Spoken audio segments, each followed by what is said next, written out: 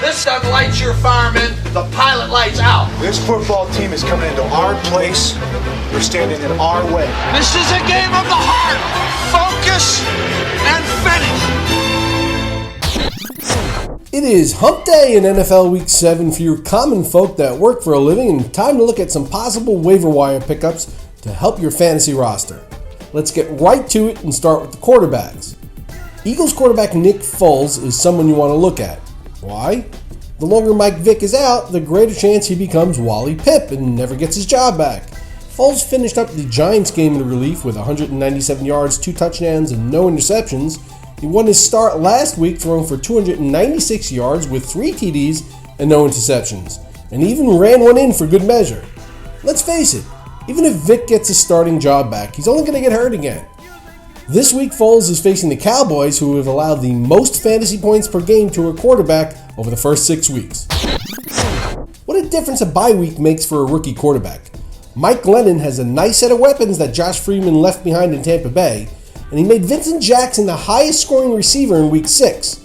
And with Mike Williams expected back from his hamstring injury, they may be on to something in Tampa, although Greg Schiano likely won't be around to see it.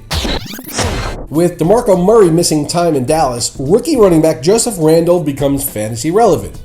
Lance Dunbar has been declared out for Week 7, and the Oklahoma State product is the last man standing in the Cowboys' backfield. Now, the Cowboys are likely going to put the ball in Tony Romo's hands mostly, but running backs are tough to come by this time of year, and Randle's matchup against the Eagles makes him worth a look, at least for this week. Sure, the Rams play a difficult schedule in the NFC West, and it's an especially tough one for a running back. But Zach Stacy is the one getting the carries in St. Louis. Stacy had 20 touches on Sunday and played in 38 of the 47 snaps for the Rams. He's a bit of a grinder, but he's certainly worth a look. We talk about Chargers rookie wide receiver Keenan Allen at least once a week, if not more. No one listens, but we talk about him. He's put up 302 yards and 2 touchdowns in his last 3 games, and you need to grab him now before people in your league wake up. The first ball that Patriots wide receiver Aaron Dobson catches cleanly will be the first of his NFL career. But Bill Belichick sees something in him, and it's hard to ignore his use in the Patriots offense. Dobson saw 80 of the Patriots' 88 snaps, second on the team only to Tom Brady last week, and has seemingly surpassed Kenbrell Tompkins on the Patriots rookie depth chart. Now, Dobson brings a tall, vertical element to the Patriots offense that Brady has lacked since Randy Moss was traded to Minnesota. He can't really catch the ball, but apparently Bill Belichick feels that's overrated. With Julio Jones out for the season and Roddy White hobbling around or even out, Falcons wide receiver Harry Douglas has emerged as a must-add fantasy option in all formats. Matt Ryan can't throw the ball to Tony Gonzalez every time, and Harry Douglas is going to be his second option. Here's the thing about playing a backup quarterback. He tends to have the best rapport with other backups. Enter Eagles wide receiver Riley Cooper.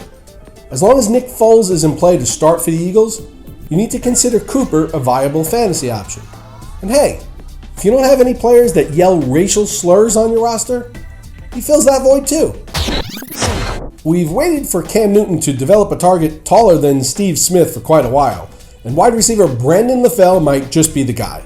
Brandon has 3 touchdowns in his last 3 games, making him a viable fantasy option. It's becoming extremely tough to find viable waiver wire tight end options, but with Tom Crabtree and Mike Williams nursing injuries for Tampa Bay, Timothy Wright has stepped in as a second receiving option behind Vincent Jackson. Timothy had 7 receptions for 91 yards on 9 targets last week, which ain't too shabby. Wright and Mike Glennon worked a lot together as part of the Buccaneers' second-string offense in the preseason, and that chemistry appears to be showing itself in game action. Now, I'm not suggesting that you dump Julius Thomas to pick him up, but if you're scouring for tight ends, his quarterback is looking for him.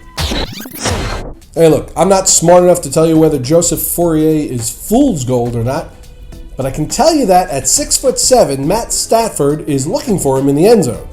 The guy has only 9 targets on the season and 5 touchdowns. So I'll leave it to smarter people than me to predict how he's going to be used going forward, but to leave a guy who is tied for 3rd at his position off this list would be irresponsible. With Kellen Winslow now sitting home with his Hall of Fame father watching football for the next month, Jeff Cumberland is an intriguing option at tight end for the Jets. He's shown the ability to run after the catch, and he's been a factor in each of the last 3 weeks, reaching the promised land twice. I happen to like Cumberland in the matchup against the Patriots in Week 7, although his end zone dance leaves a lot to be desired. Today's Twitter question comes from @NFL Maven, who wants to know who he should play, Eli Manning or Ben Roethlisberger this week. Hey, you're the NFL Maven, what are you asking me for? I wouldn't play Big Ben this week.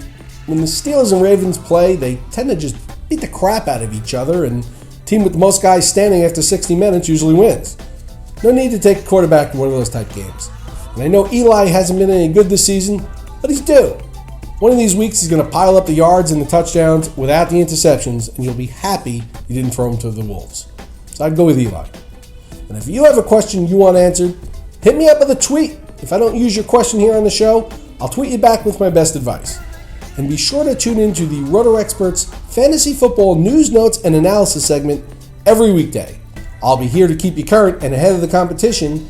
And on weekends, come back for This Week in Fantasy Football as I team up with the King, Scott Engel, covering the week that was, the week that will be, and answering your viewer questions. For Roto Experts, I'm Mike Cardano.